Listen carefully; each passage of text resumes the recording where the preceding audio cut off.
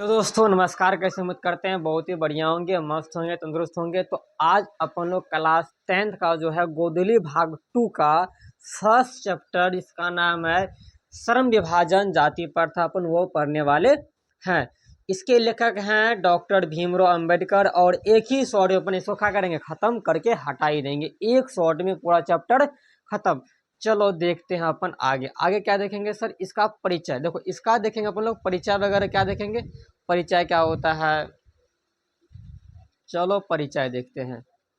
तो सबसे पहले इसका परिचय पढ़ेंगे, लेखक परिचय पढ़ेंगे, लेखक के बारे में पढ़ेंगे, जन्म कहाँ हुआ था, मृत्यु कहाँ हुआ था, निधन कहाँ हुआ था। क्योंकि लेखक परिचय से एक दो क्वेश्चन देखने को मिलता है। तो हर वीडियो में पहले अपन लेखक परिचय करेंगे, उसके बारे में पढ़ेंगे, फिर बाद थ्योरी पढ़ लेंगे। चलो थ्योरी पढ़ेंगे। तो देखो लेखक परिचय, तो सबसे पहले बात करें जन्म का, तो डॉक्टर भीमराव अंबेडकर। डॉक्टर भीमराव अंबेडकर का जन्म हुआ था, कब हुआ था, 14 अप्रैल 1891 में एक महू नामक गांव में। कहाँ, मध्य प्रदेश में। तो जन्म पूछेगा आपसे कि बताओ डॉक्टर भीमराव अंबेडकर का जन्म कब हुआ था, कहाँ हुआ था। तो हुआ था कहाँ पर, मध्य प्रदेश में। गांव का नाम था महू नामक गांव था। और 14 अप्रैल 1891 इसका जन्म हुआ था एक दलित परिवार में। एक दलित परिवार में इसका क्या जन्म हुआ था। तो क्वेश्चन आता है डॉक्टर भीमराव अंबेडकर साहब का जन्म किस परिवार में हुआ था। तो एक दलित परिवार में हुआ था। चलो बात करते अपन, फिर आगे बात करते हैं। शिक्षा कहाँ हुआ था, प्राथमिक शिक्षा। तो प्राथमिक शिक्षा गांव से ही होता है, गांव से ही होता है। तो बड़ौदा नरेश, इनकी प्राथमिक शिक्षा जो होता है बड़ौदा नरेश से हुआ था। और बड़ौदा नरेश में मतलब 10th तक के साथ पढ़ाई किए थे। और बड़ौदा नरेश से इसको पढ़ने में एकदम तेज थे। तो बड़ौदा नरेश से इसको कुछ पैसा वैसा जो होता है ना, जिसको बोलते हैं प्रोत्साहन राशि, वो मिला। और अपने उच्चतर शिक्षा के लिए यह अमेरिका चल गए। सर अमेरिका कहाँ गए, तो न्यूयॉर्क चले गए। और वहाँ से वो चल गए लंदन। और वहाँ से कहाँ चल गए, वो लंदन। मतलब पढ़ने में इतने अच्छे थे कि उसको पैसा मिला। और जब पैसा मिला ना, तो विदेश जाके पढ़े। कहाँ पढ़े जाए, विदेश जा करके। तो विदेश जाकर मतलब, हाँ विदेश में ना कोलंबिया विश्वविद्यालय है ना, वहाँ जाकर वो पढ़े थे अमेरिका में। और उसके बाद लंदन चले गए थे। चलो बात करते हैं, फिर अपन आगे बात करते हैं। इसके पिताजी का नाम, इसके पिता का जी का नाम है रामजी सकपाल। इनके पिताजी का नाम है रामजी सकपाल। और इनके पिताजी ब्रिटिश सेना में, इनके पिताजी ब्रिटिश सेना में सूबेदार पोस्ट पे थे। ब्रिटिश सेना में सूबेदार पोस्ट पे थे। और इसी कारण एक दलित परिवार का लड़का भीमराव अंबेडकर, उसको पढ़ने का अधिकार मिला। अगर इसके पिताजी अगर फोटो दिख रहा डॉक्टर ये रामजी सकपाल जी अगर नहीं होते हैं ना ब्रिटिश सेना में, तो इसको पढ़ने का अधिकार भी नहीं होता। बात करें माता जी का नाम, तो माता जी का नाम मीराबाई। माता जी का नाम मीराबाई। और ये अपने घर का, डॉक्टर भीमराव अंबेडकर अपने घर का आखिरी और 14वां संतान था। पूछेगा डॉक्टर भीमराव अंबेडकर अपने घर का कौन सा संतान था, आखिरी संतान था और 14 नंबर का संतान था। जब ये छोटा बच्चा था, जब इसे पढ़ने के लिए गया, जिसकी मम्मी कही थी देखो बेटा तुमको ना तुम छोड़ जाती हो, तुमको बहुत कुछ आदमी कहेगा, वहाँ पे विद्यार्थी तुमको बहुत कुछ कहेगा, लड़ाई झगड़ा नहीं करना है, एकदम शांति से पढ़ना है। तो ये छोटा बच्चा मन में बैठा लिया, लड़ाई झगड़ा नहीं करना, शांति से पढ़ना है। तो जा करके आराम से बैठा। इसको बैठाया कहाँ जाता था, जैसे ये विद्यालय है, ये विद्यालय का गेट है, यहाँ अपन लोग पढ़ रहे हैं। तो सबसे पीछे जा करके जहाँ चप्पल जूता रखा जाता था, वहाँ यह बैठते थे, वहाँ पढ़ते थे। और घर से ही ना ये थोड़ा कुछ गिलास जो लेकर आते थे, खाना वगैरह लेकर आते थे। और इतना इसको पानी पीने का खुद से अधिकार नहीं था कि क्या करे, खुद से लेकर पानी पिए। और इसके लिए अलग से चपरासी थे कि खाना वाना खा लियो, पानी पीना है, तो ऊपर से इसको मटका से पानी ढारता था। ढारना समझते ना, उछलना, वो ढारता था तो वो पीते थे पानी को। इतना इसके साथ भेदभाव हुआ करता था, समझ रहे हैं। और जिस दिन वह चपरासी नहीं आता, उस दिन इसको प्यासा ही रहना पड़ता था। किसी तरह उन्होंने क्या किया, अपना पढ़ाई को पूरा किया। चलो उसके बाद एक बार क्वेश्चन पूछा गया है, इसके प्रेरणा स्रोत कौन थे, जिससे मोटिवेशनल होते थे। तो यह मोटिवेशनल इसको पता कहाँ से मिलता था, कहाँ से, तो मीराबाई, सॉरी मीराबाई नहीं, भगवान बुद्ध, भगवान बुद्ध से इसे प्रेरणा मिलता था कि पढ़ने का जुनून। और ज्योतिबा फूले, ज्योतिबा फूले से प्रेरणा का इसको पढ़ने का स्रोत था कि हम भाई पढ़ेंगे तो पढ़ेंगे, पूरा पढ़ेंगे, और ऐसे करके क्या करेंगे, पूरा पढ़ेंगे। इसको स्रोत मिलता था, प्रेरणा मिलता था पढ़ने का, ऐसे होता है ना, ऐसे करिए पूरा मतलब जोश में। मतलब एक बार क्वेश्चन किया गया है, बताओ भाई डॉक्टर भीमराव अंबेडकर को प्रेरणा किससे मिलता था, तो भगवान बुद्ध, और कहे तो उसके बाद ज्योतिबा फूले से, फूले ठीक है, फूले नहीं फूले। इन्हीं कुछ रचनाएं हैं, इनकी कुछ रचनाएं हैं। रचना इस प्रकार से है, रचना देखो एक बार, रचना है द कास्ट इन इंडिया, बड़ी फेमस है। Their mechanism, who are Shudras, Buddhism and communism, Buddha and his Dhamma, annihilation of the caste, बड़ी फेमस है, एनिहिलेशन ऑफ द कास्ट बड़ी फेमस है। और एक ही बार क्वेश्चन पूछा गया ये वाला, द अनटचेबल्स। अब बात करते निधन का, तो इनका निधन हुआ था कब, 6 दिसंबर 1956 में दिल्ली में, 6 दिसंबर 1956 में दिल्ली में निधन हो गया था। कहाँ, 6 दिसंबर 1956 में, कहाँ पर, दिल्ली में। आखिरी बात मतलब आखिरी बार, ठीक है, मतलब ये दिल्ली में ही रहे थे, दिल्ली में ही रहे थे। उसके बाद बात करते हैं इसका कहाँ से लिया गया है, यह श्रम विभाजन जाति प्रथा कहाँ से लिया गया है, तो annihilation of the caste, annihilation of the caste से लिया गया है। कहाँ से लिया गया, एनिहिलेशन ऑफ द कास्ट से लिया गया है। और जिसके हिंदी रूपांतरण किए हैं ललई सिंह यादव, श्रम विभाजन जाति प्रथा का हिंदी रूपांतरण किसने किए हैं, ललई सिंह यादव। कौन, ललई सिंह यादव ने इसका हिंदी रूपांतरण किए हैं। अब बात करते हैं इसके पास कितनी डिग्रियां थी, तो 32 डिग्रियां, इसके पास 32 डिग्रियां प्लस 9 भाषाओं का ज्ञान था। डॉक्टर भीमराव अंबेडकर के पास ना 32 वो डिग्री, सोचो एक दलित परिवार का लड़का के पास इतना पढ़ा, 4 बार PhD भी किया। सोचो कोलंबिया विश्वविद्यालय से 4 बार PhD किया। और इसका प्रेरणा स्रोत थे डॉक्टर भीमराव का बुद्ध, भगवान बुद्ध। और डिग्री कितना, 32 डिग्री, और 9 भाषाओं का ज्ञान, 9 भाषाओं का इसके पास ज्ञान थे, ठीक है। और इन्होंने एक नारा दिए थे, शिक्षा वह शेरनी का दूध है जो जितना पिएगा उतना दहाड़ेगा। मतलब अगर तुम पढ़ते हो ना, जितना पढ़ोगे उतना महान बनोगे। इनका कहना था अगर तुम पढ़ाई कर रहे हो तो पूरा मन से पढ़ाई करो, इतना पढ़ाई कर लो कि तुमको ना, तुम्हारे सामने कुछ भी क्या रहेगा, भारी नहीं लगेगा, सब आसान लगेगा। पढ़ता क्यों है, नौकरी के लिए पढ़ा जाता है। चलो बात करते हैं फिर अपन आगे क्या हुआ था। उसके बाद पढ़ाई करने गए थे, लौटेंगे भी ना, तो 1915 में इन्होंने भारत 1915 में लौटे थे। और बड़ौदा नरेश का एक शर्त ये था कि जब ये लौटेंगे तो वहाँ का बड़ौदा नरेश का एक सिविल सेवक पद पर जाएंगे। और इन्होंने सोचा हमको कोई न कोई यहाँ पर लेने के लिए आएंगे, क्योंकि हम बड़ौदा नरेश के सिविल सेवक हैं। लेकिन ऐसा हुआ नहीं, क्योंकि दलित परिवार के थे, इसीलिए इसको कोई लेने के लिए आया ही नहीं। इन्होंने कई जगह खोजा रहने के लिए, इसको रहने का जगह नहीं मिला। तो लास्ट में पारसी धर्म का ऐसे धर्मशाला मिला, पारसी धर्म का धर्मशाला मिला। और वहाँ पे बात करें, वहाँ पे केवल पारसी धर्म का आदमी रहता है। इससे पूछा गया भाई तुम्हारा जाति क्या है, तो कहा हम फलमा जाति के हैं। कहा फलमा जाति का है, तुम यहाँ नहीं रह सकता, चलो रहने देंगे। तो तुम ना इसमें ना नाम लिखा जाता था पहले वहाँ पर, तो पारसी धर्म का ना कोई नाम लिखवा लो यहाँ पर, तुम यहाँ फिर रहना। तो वहाँ पर कुल मिलाकर के 11 दिन हो गया, बीतने वाला 11 दिन। जैसे 11 दिन बीतने वाला था तो पारसी धर्म के कुछ लड़कों ने एकदम हाथ में लाठी तलवार लेके इसके पास आ गया, जिसमें दलित परिवार रह रहा है, पूरा धर्म को क्या नाश वगैरह कर दिया। और कहा कि तुम यहाँ से भाग जाओ।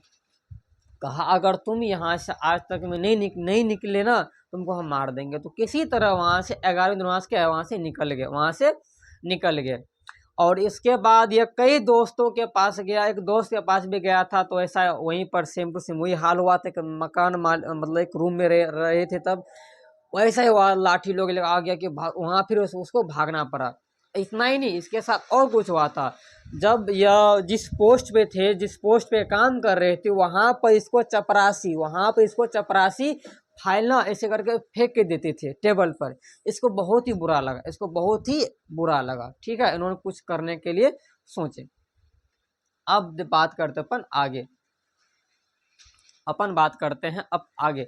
एक छोटा सा शायरी है, यहाँ पर पीछे दिख रहा होगा, तोता और पंजाब से जा बेटा कश्मीर, मिलने को दिल करता पर मिलने नहीं देती तकदीर। चलो बात करते फिर अपन आगे। अगला है, पहला इसमें लाइन लिखा जाता है और सबसे इम्पोर्टेंट है, और सबसे इम्पोर्टेंट यह है कि यह विडंबना की बात है कि इस युग में भी जातिवाद के पोषकों की कमी क्या है, नहीं है।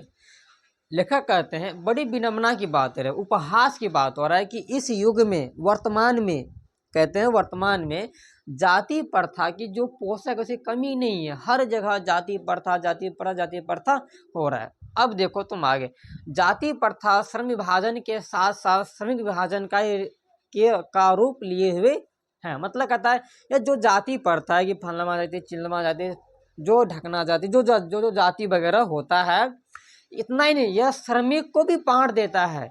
जाति के आधार पर यह श्रमिक को भी क्या करता है, बांट देता है।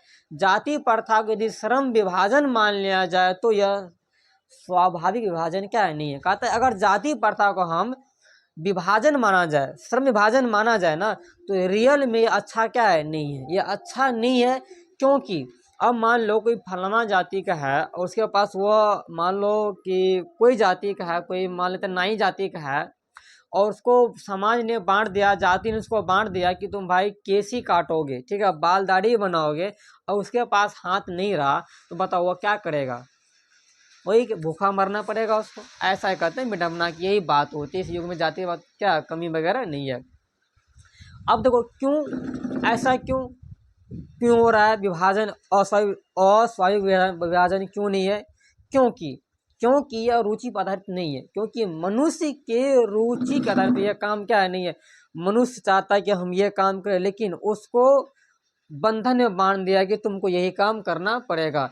कुशल व्यक्ति या सक्षम श्रम विभाजन मतलब समाज का निर्माण करने के लिए आवश्यक है।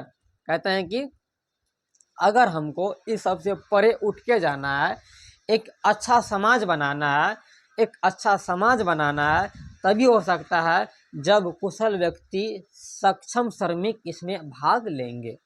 ठीक।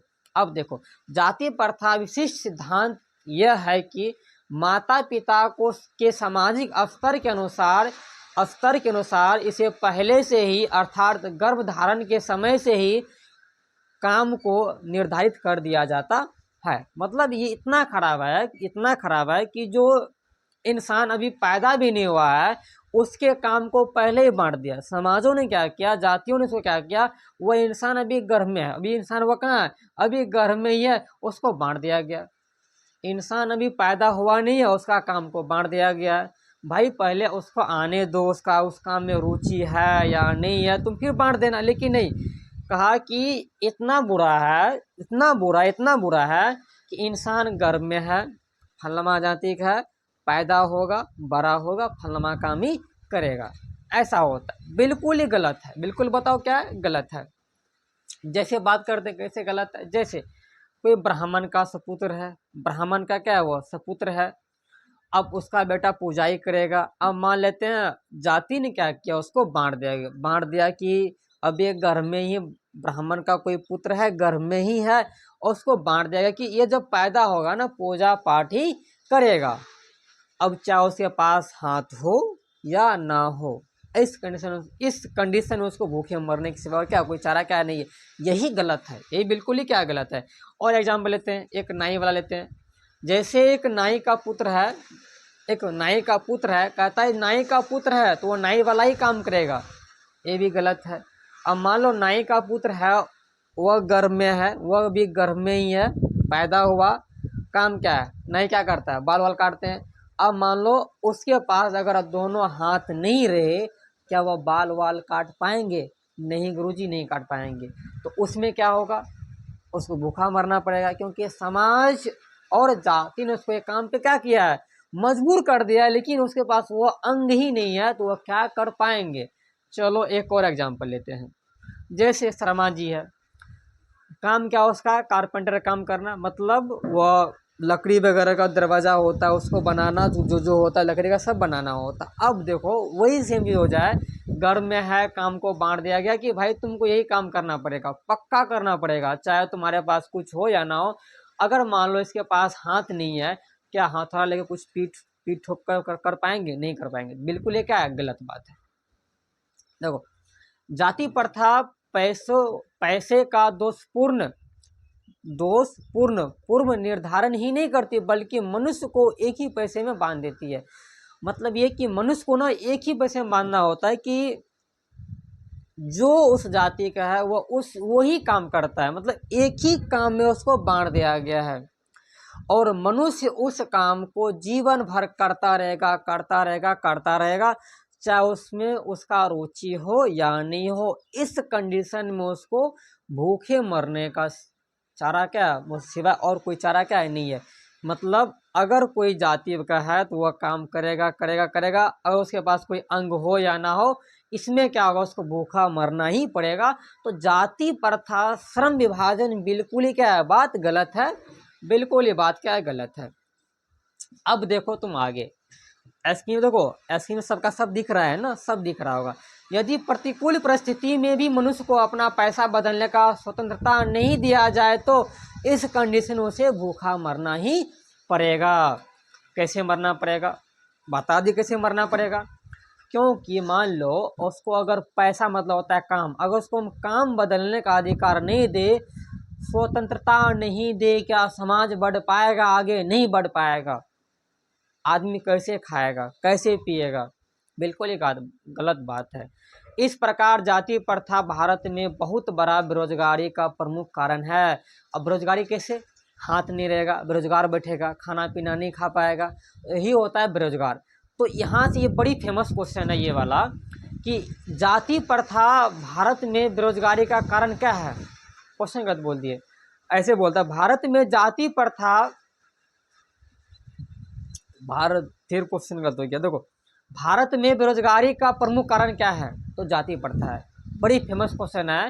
भारत में बेरोजगारी का एक प्रमुख कारण क्या है? जाति प्रथा है। दोनों क्वेश्चन में आता है भारत में बेरोजगारी का एक प्रमुख और प्रत्यक्ष कारण क्या है और कैसे है? तो जाति प्रथा है। कैसे है? क्योंकि यह जाति प्रथा क्या करता है, उस समाज में उस व्यक्ति को गर्भ धारण के समय ही उसको एक ही पैसे में बांध देती है, चाहे उसके पास वह अंग काम करने के लिए हो या ना हो। अब बताओ, इसको बेरोजगार रहना ही पड़ेगा। अब देखो फिर आगे देखते हैं अपन अगला स्लाइड। एक आदर्श समाज कैसे बनेगा? तो एक आदर्श समाज तभी बन पाएगा जब उसमें स्वतंत्रता, समता तथा भाईचारा हो। स्वतंत्रता मतलब वह स्वतंत्र रूप से जो मन चाहे वह काम कर सकता है। शर्मा जी का बेटा है तो उसका मन है बाल वाल नहीं काटने का, उसका काम है कारपेंटर वाला काम करने का, तो वह उस काम में जब उसको रुचि है ना, तो वह उस काम को कर सकता है। तो यही होता है स्वतंत्रता होता है। अब मान लो कोई ब्राह्मण मतलब पंडित जी का बेटा, उसका मन ही नहीं है पूजा करने में, एकदम अनपढ़ निकला है, बताओ वह क्या कर पाएगा? उसको तो हुनर है ना और काम करने का। मान लो बाल काटने का हुनर है तो वो बाल नहीं काट सकता है? काट सकता है। यही होता है स्वतंत्रता होता है।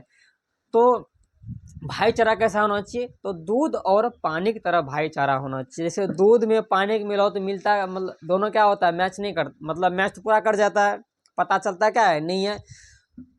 दूध और पानी, दूध लो पानी लो, दोनों को मिक्स कर दो, बताओ इसमें पानी कहाँ है दूध कहाँ है? दिखता है क्या है? नहीं है। जब उसको जमीन में गिराओगे तब दिखेगा, जब उसको खोलाएगा ना तो उड़ जाएगा पानी वगैरह। अब देखो तुम आगे, उसमें मलाई नहीं निकलेगा। भाईचारा का दूसरा नाम ये क्या है? भाईचारा का दूसरा नाम है लोकतंत्र। क्या है? लोकतंत्र, लोग द्वारा चलाया गया शासन लोकतंत्र कहलाता है। मतलब अगर भाईचारा रहेगा तो एक अच्छा, एक सच्चा लोकतंत्र बन जाएगा। ठीक है, लोकतंत्र सामूहिक सामूहिक जीवनचर्या का एक रीति तथा समाज के सम्मिलित अनुभव के आदान प्रदान का ही नाम है। मतलब समाज में अगर आदान प्रदान कर रहे हो, इसी का नाम है लोकतंत्र। भाईचारा है, समता का अधिकार है, यही होता है लोकतंत्र होता है, ये होता है लोकतंत्र। तो पूरा चैप्टर क्या हो गया, खत्म हो गया। पूरा चैप्टर अपन लोग खत्म कर दिए हैं। तो यही होता है जातीय प्रथा, श्रम विभाजन, जातीय प्रथा। और इसका जो है MCQ क्वेश्चन, मतलब ऑब्जेक्टिव क्वेश्चन, बोलो क्या करेंगे, पूरा कर लेंगे। जाते जाते एक छोटा सा आपको इसी में दिख रहा होगा, अच्छा खासा हम आ जाते हैं बीच में, बीच स्क्रीन पर आ गए हैं। कहता है कि मुझे बहुत प्यारी लगती है तुम्हारी दी हुई हर एक निशानी। फिर बोल रहा है, मुझे बहुत प्यारी लगती है तुम्हारी दी हुई हर एक निशानी, चाहे वह दिल का दर्द हो, चाहे वह आंखों का पानी। तो आप लोग यहाँ तक समझ गए होंगे। तो मिलते हैं अपन नेक्स्ट क्लास में। Tata bye bye, see you.